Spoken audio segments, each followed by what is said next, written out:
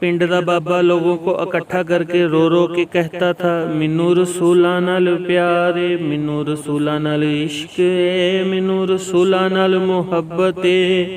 फिर एक दिन ऐसा आया, पिंड विच बाबा सी ना चैची रसूलां सी।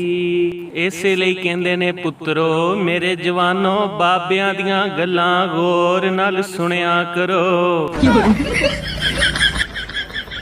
फैसलाबादी नाई से मेरे बाल निक्के निक्के कर दे। नाई किन्ने किन्ने कर दियां? फैसलाबादी 2-2 महीने दे कर दे। अम्मी तौलिया धो रही थी। मैंने पूछा, अम्मी तौलिया धो रही हैं? अम्मी मुझे घूर कर बोली, नहीं पुत्र, तौलिए नूं पानी देण दई, शायद वड्डा होके कंबल बन जावे। पप्पू चैचे नूं पुछदा, ये खुशियां की हुंदियां ने? चैचा कहंदा, पुत्र मैनू की पता, मेरी ते जवानी विच ही शादी हो गई सी। तुहाडे सारिਆਂ ਕੋਲ रिक्वेस्ट है कि मेरे चैनल नूं सबसक्राइब कर दिओ ते वीडियो नूं लाइक कर दिओ।